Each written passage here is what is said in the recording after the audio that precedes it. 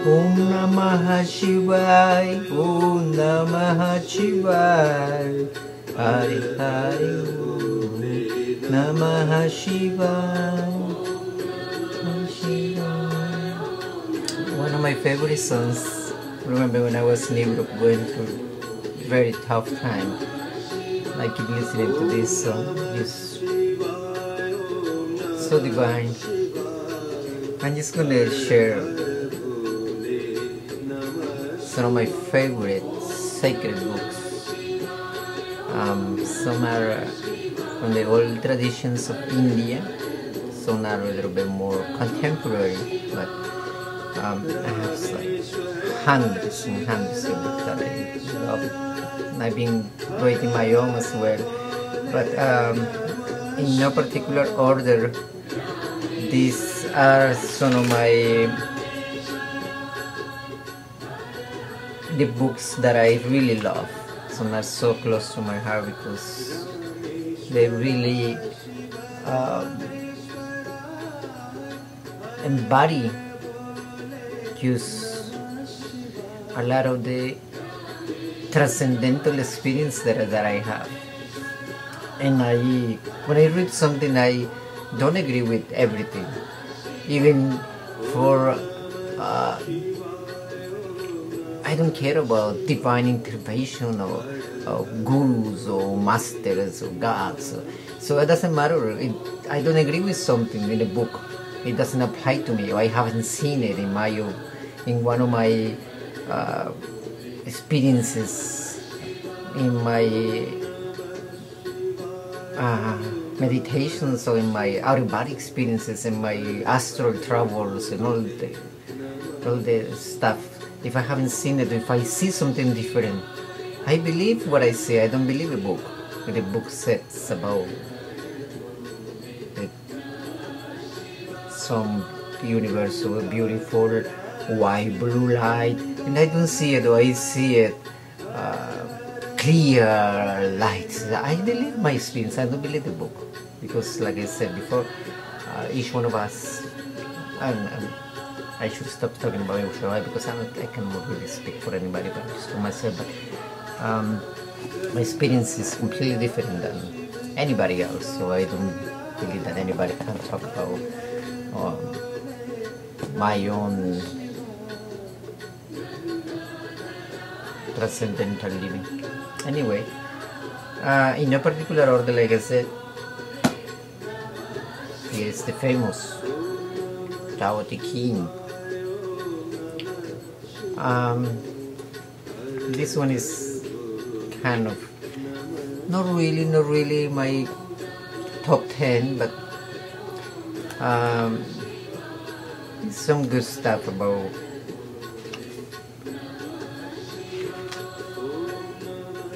being on earth and really having the experience of being human. So that's okay. To me, it's not one of my favorites, but it's still in the top 50. The Dhammapada, Buddha. It's good. I prefer my favorite book of Buddha philosophy is the Lankavatara Sutra. The Lankavatara Sutra is such a deep book that I marked all the pages where I found something so unique and so mine. Like I wrote it myself. Some of the experiences, like for example, Mahamati asked the Blessed One, saying, what are the steps that will lead an awakened disciple toward the realization of noble wisdom? The Blessed One replied, the beginning lies in the recognition that the external world is only a manifestation of the activities of the mind itself. So anywhere I open this book, I found so much wisdom, profound wisdom. Pray tell us, Blessed One, say Mahamati, what is the nature of self-realization by reason of which we should be able to attain transcendental intelligence? The Blessed One replied, transcendental intelligence rises when the intellectual mind reaches its limit, and if things are to be realized in their true and essence nature, his process of meditation, which are based on particularized idea discriminations and judgments, must be transcended. So anywhere I open the book is complete wisdom. I always smell my books since I was in this body. Since this body was baby, I always love to smell my books.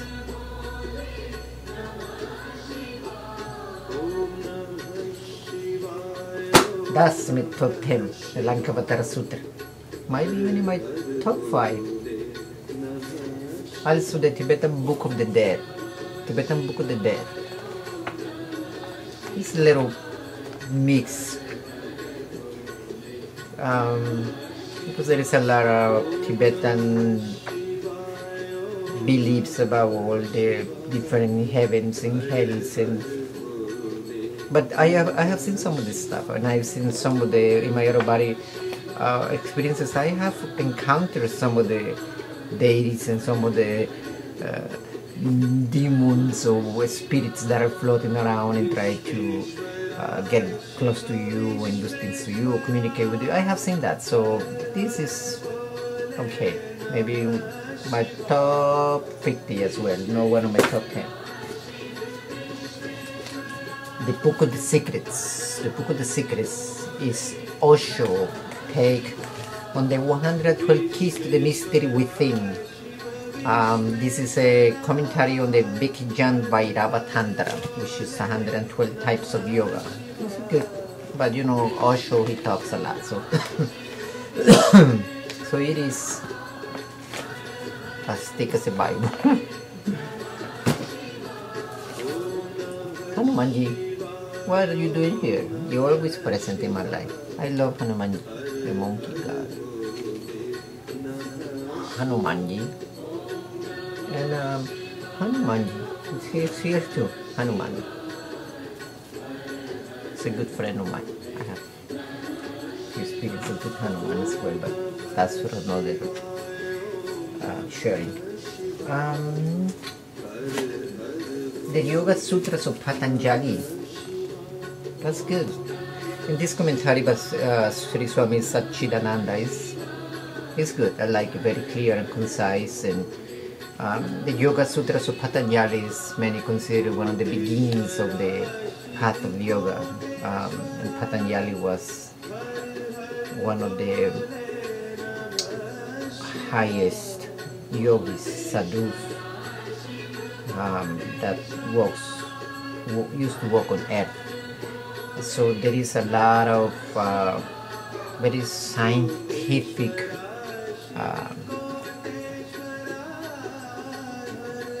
evidence. I'm just talking nonsense, but Yoga Sutra of Patanjali, that's a good one. Top 15. Oh, I love this book so much because back in Colombia, this book was given to me by a friend. She was a gypsy. You know, I know gypsies have bad reputation for the reason, but this lady, we used to have so much fun. She used to be so wonderful. I don't know if she's still alive. I haven't seen her like in 30 years, but we used to go around and I have so many. I should write a book one day about my experiences that I had with her. And she gave me this book, which it became one of my favorites, The Prophet. The Prophet by Khalil Gibran. The Prophet. I read all of the Khalil Gibran books. The Prophet is still a book that I still love. It's maybe not my top 10. I remember good memories too. Past lives and future life, present life, poetry, pure love. Just like one of my first book, The Prophet, and Jonathan Livingston Seagull, which I don't have here. So many other books that I have somewhere around, some I have in PDF. But Jonathan Livingston Seagull is the book, The Prophet.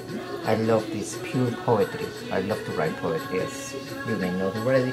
So this is beautiful, my top 10. I'm saving a book here, which I really will leave it maybe for last, because it's one of our bring a bad memory. But Touch of Grace by Kabir. Oh, Kabir. We are few, Kabir, we are few. Kabir. He was such a great transcendental poet. He still talks about God and also, oh, this is me as a baby. I didn't know I was there. Anjani as a baby. Anjani as a baby. I didn't know Anjani was there. Oh.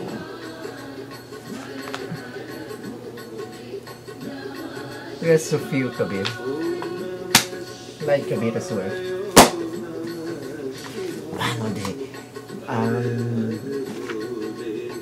books that I really... You see my books? Look at my books.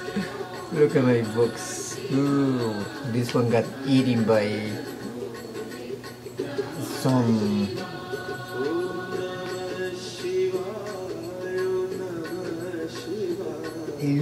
some lucky animal. He was eating one of the best books around. Maybe he was trying to digest all the philosophy and all the wisdom in this book.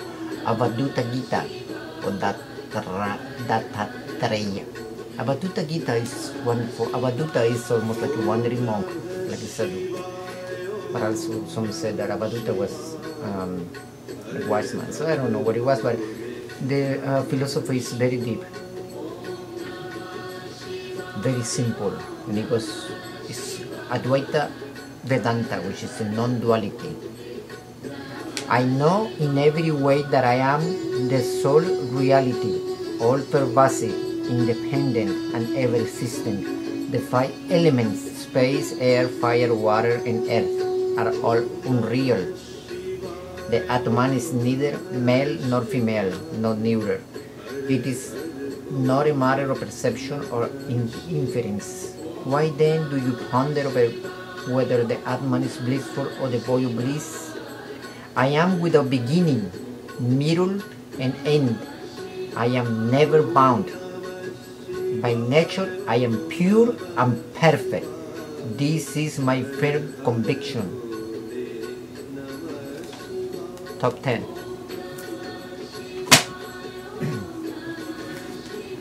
Hanuman's Tale. I used to love Hanuman. So many Hanuman books. Oh, here's another Hanuman book. The Sri Charitramanasam. The Sri Sankatamuchan. Oh, this is so quite picture. Oh.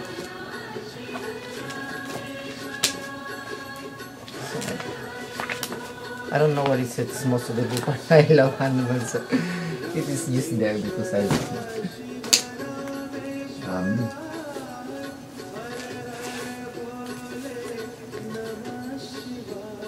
That's how I used to look in one of my past lives. I used to wander around the Ganges River in India in one of my past lives as a sadhu. Oh, I look like a sadhu now. So this is how I used to look before in one of my past lives. Just a wandering sadhu, trying to find the truth about myself, going deep into all experiences. So I love this book because it reminds me of my time in India and one of my past lives. I look at this and it looks so familiar. Everything looks so familiar, like I was there now. Because I was a sadhu. Sadhu is one of the holy ones that walks, some of them are naked, walk up in the Ganges most of the time and do meditation. I'm talking a real sadhu, but there are some fake sadhu, but they cover their body with ashes of the dead. Love this. sadhus, India's mystic holy men, that's the name. Hanuman again.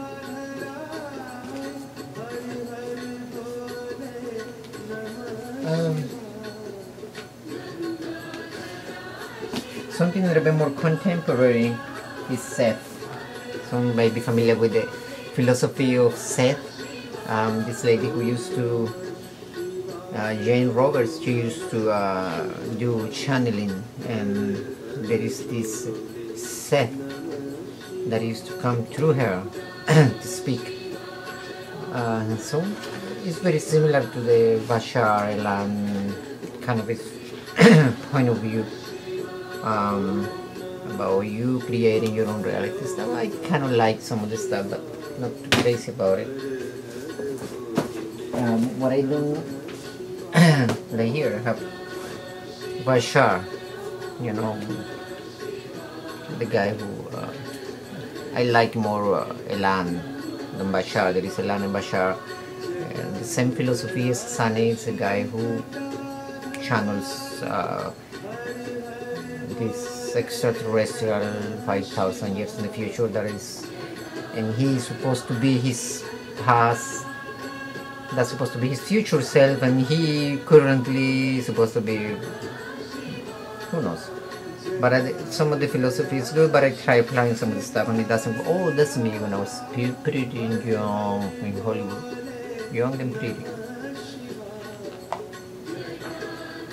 No young and no pretty any longer. I don't care, because one day we're going to be ashes. No more.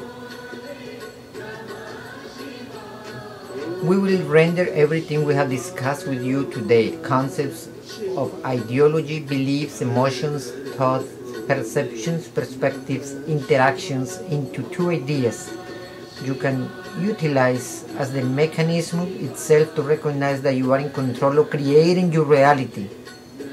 Two things, very simple. Number one, everything is synchronicity.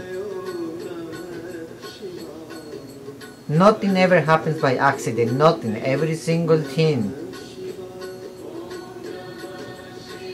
And you are drawn into your life, every single particle of dust, every single atom that is there, everything, no exception, none. No accidents. You will place a part in the idea that everything is one single event. Experience it from different points of view simultaneously. One event, the idea of degree of importance is simple to recognize how you relate to the event.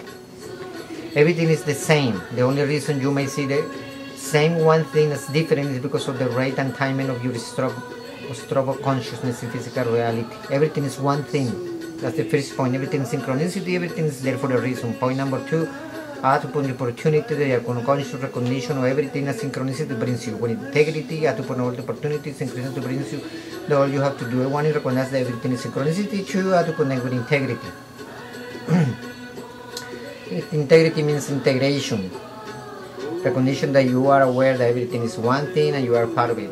A lot of stuff is good, but a lot of stuff is just very confusing because it doesn't really work on it.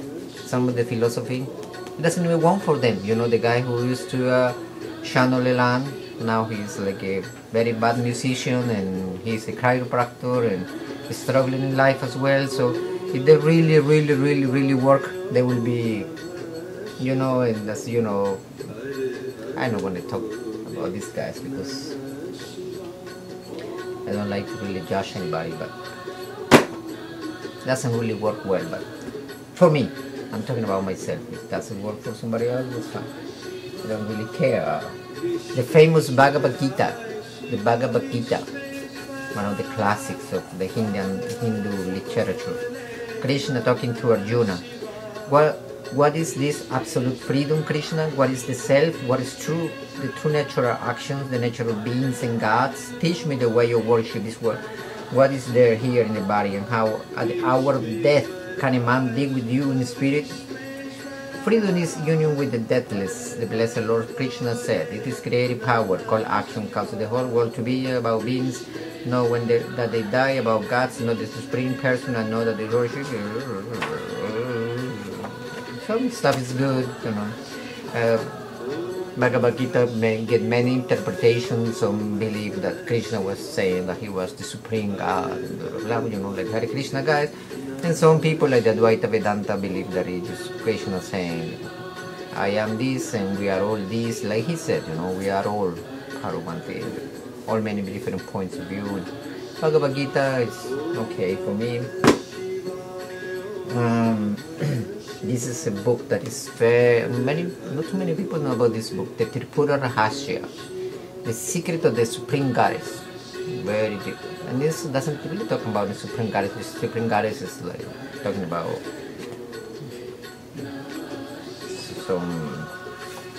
something deeper than that. No one seems to possess everything that is sufficient for happiness. Desire is the seed of the tree of misery and never fails in fruit.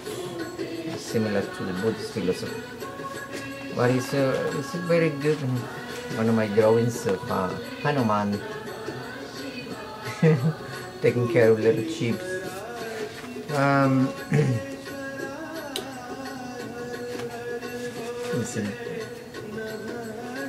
always make corrections of things that I don't really agree, but this is a very deep book. It's not for everybody. Talk about powers and about all the different kind of experiences beyond Earth. But it has a lot of confusing points as well. But it's good. I like this one. It's a book that it's very advanced. It's almost like similar to the Shiva Samhita and all those kind of books. I love this guy, and I just discovered this guy not long ago. I know most of the Hindu gurus and masters, most of them, like Sai Baba and Ramesh and Meher Baba and all these Yoganandas and Nityanandas and all these people. Some of them I don't, like Yogananda, I really don't care about. But this guy, I didn't know. I just kind of discovered him not too long ago, and I love the guy. He's such a wise guy. I am that. Sri Nisargadatta Maharaj. It's so wonderful. Every single word is not wasted. To me, awareness is free.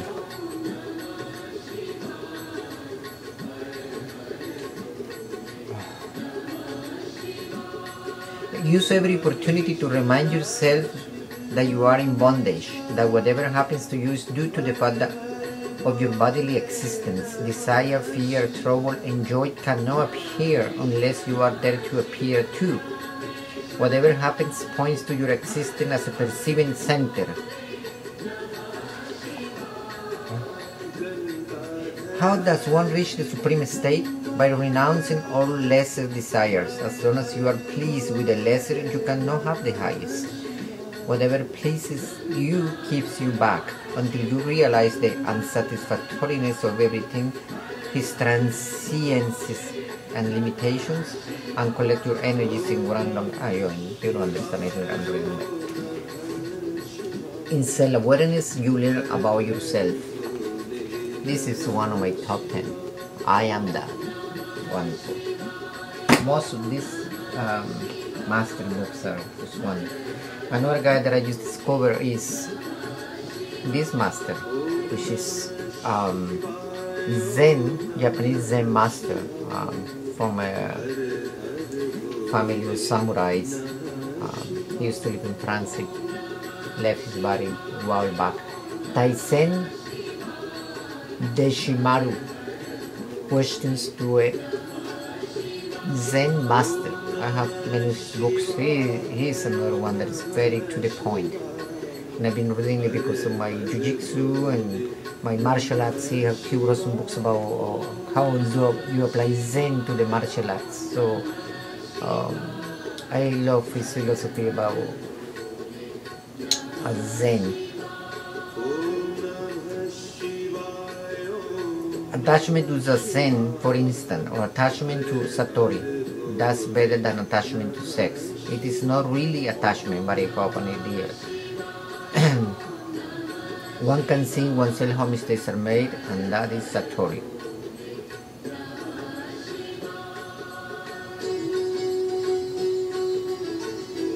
I live a simple life. When you practice Zazen, you enter a coffin, where nothing is very important anymore and there is no need for any attachment. he talks about breathing and awareness and you know, very Zen, deep Zen philosophy of just living in the moment. And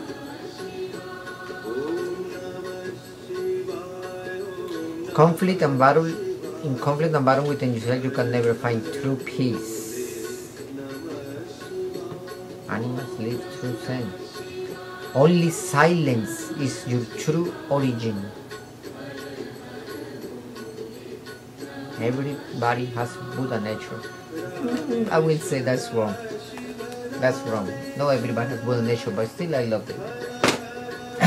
You know, like I say, I don't just read and believe everything that they said. Oh, here it is. The Zen Way to the Martial Arts by Taisen Deshimaru. You know, it's like a complete kind of a samurai point of view on the martial arts. Butsudo in Japanese Buddhism means the way of the Buddha, the way to discover our true original nature. It also means acting in harmony with earth and sky, so that the inner mind or spirit may be completely free.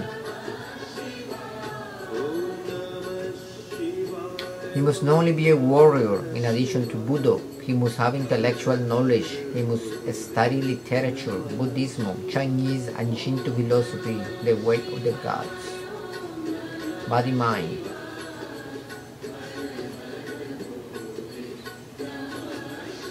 The Japanese martial arts use this way of breathing, and any attack must be taken place while breathing out, yang.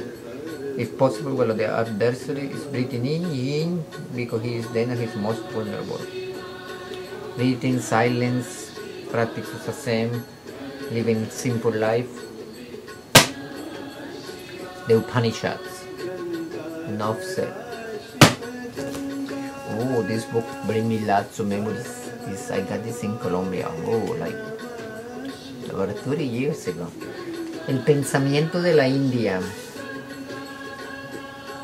This is when my past lives started awakening. All the recalls, you know, everything was so familiar to me. What about the temples and the Buddhists and the sadhus and all that kind of stuff. There are some things. Oh, this picture just really struck. When I saw this picture, I saw myself.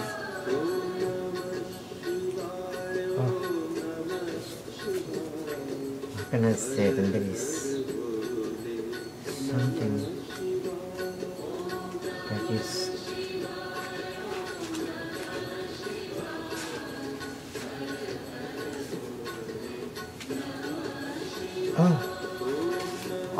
listen. Himno de la zeta melenudo. El melenudo silencioso sostiene el fuego, el filtro. El melenudo silencioso sostiene el cielo y la tierra. El melenudo es el sol que hace visible el universo. El melenudo se llama luz. Sonidos de viento, los ascetas están vestidos de manchas marrones, se dejan llevar por la ráfaga del viento desde que los dioses penetran en ellos.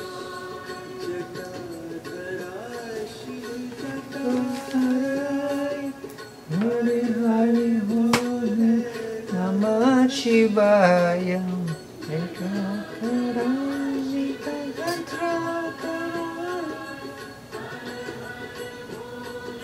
Namah Shivaya.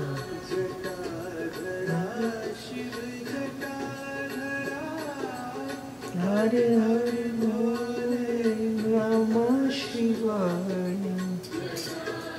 Hare Siddhartha.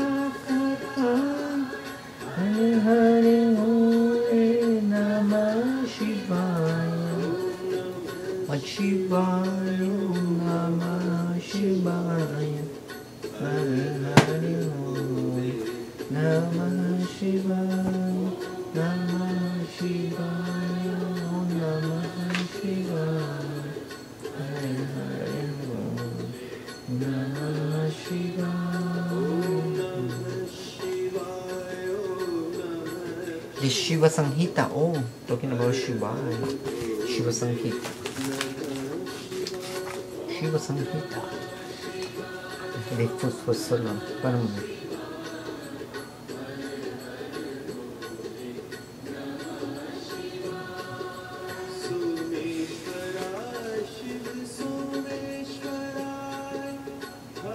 When a person is free from the infinite distinctions and state of existence as caste individuality, then he can say that he is indivisible intelligence and pure unity. This is such a deep, deep, deep book. Pure Advaita Vedanta. Advaita Vedanta and Zen and some of the Taoist philosophy is really what I'm closer to. Now I should tell you how easily to attain success in yoga by knowing which the yogis never failed in the practice of yoga.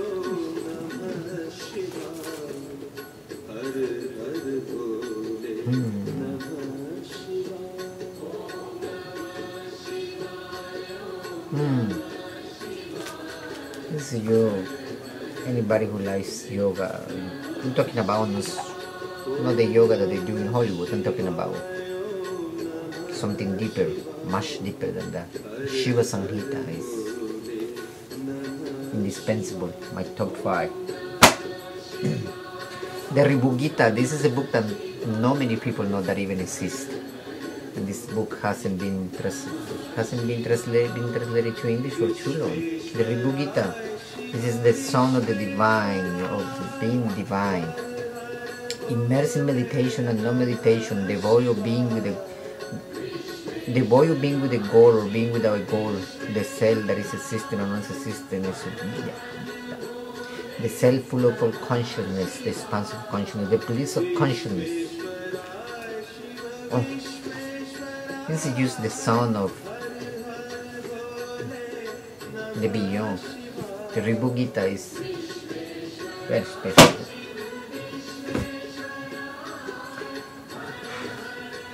Now comes my 2 favorite books. One, because it brings lots of memory, Siddhartha, the book that started me on my path again. Siddhartha. I have this book in so many versions, even the original Spanish version from years and years ago that I got in Colombia. This book, Siddhartha Hermann Hesse.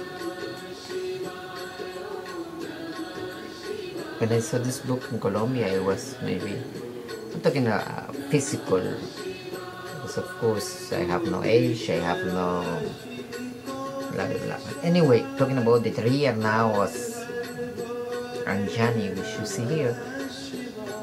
I was 14, maybe 12, I don't know, I was very young when I saw this book on a shelf. I didn't have any money to buy it, but when I saw this book and I saw the image of the Buddha, I just knew. I awoke something on me, and I knew that I had to get the book. When I finally got the book, I don't even remember how I got the book. I think I didn't have any money, and the lady from the bookstore knew me, and he just gave it to me in payments or something. But I still have that book in Spanish, and I just keep reading this book all the time. It just reminds me of myself in the past and my path, and it just got me on that, I am Siddhartha. I am Anjani Siddhartha because I am Siddhartha. That's so close to my heart. But my favorite book, my favorite book is no book, because I really don't make any books, but since I'm talking about books now, my favorite books, if I have to choose one, it's hard, when you have to choose one, as they say, and choose one of your songs, which one you love the most. But if I have to choose a book that it really will take with me forever and ever, because it's just me, it's almost like I wrote the book, or this book is me, is this one.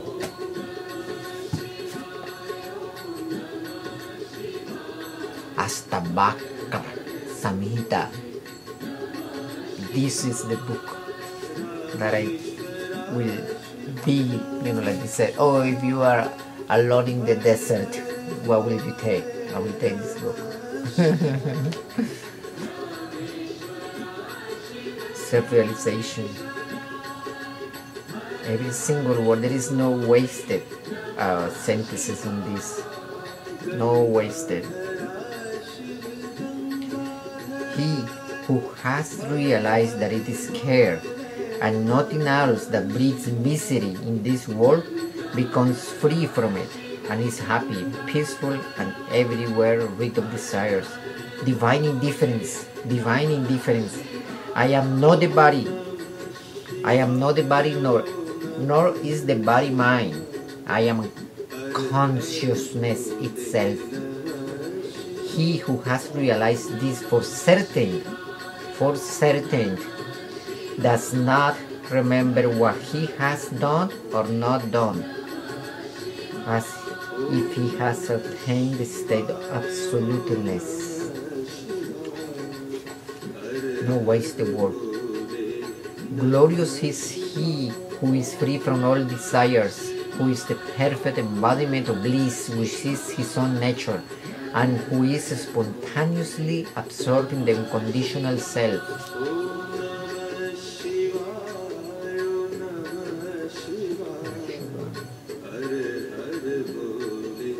After my lucid dreams, I have a lucid dream after reading the book, and I wrote it here. Let me see what it is. June 4, Wednesday, 2012, morning, lucid dream. Sitting, nothing is important. Life or death, happiness, lose focus. Don't care about surroundings, happiness, people around me. Fall to ground. Hear somebody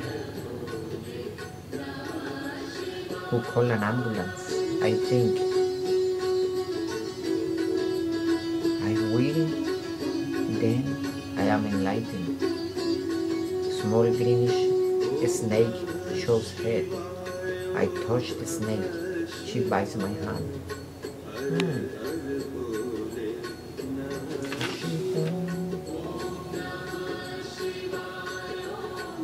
One who knows for certain that this universe is all by an illusion. This is an illusion, this is a dream really. I will talk a little bit about that. And nothing becomes desireless and pure intelligence and find peace as if nothing exists.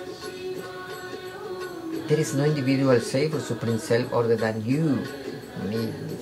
So that's something in common that even Buddha and Ashtabhakra Samhita and a lot of these books talks, and I experience it myself, about how this reality, this physical experience every single day, that it seems so real. And it is kind of real in a sense because it's a different reality. But when you really transcend all of this and you have these satoris and you get reached enlightenment, this becomes a dream. I'm dreaming right now. This is just a dream. And it seems hard to understand, you know. You can get hit and say, this is not a dream. You're feeling this. You know, you feel hunger, you feel pain. But it is a dream.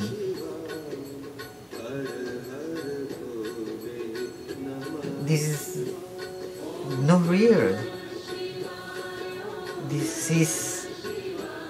It's not that it's not real, it's just a different type of reality. But it's so...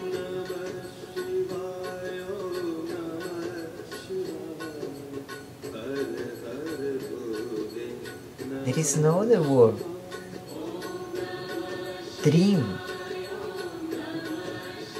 This is really a dream.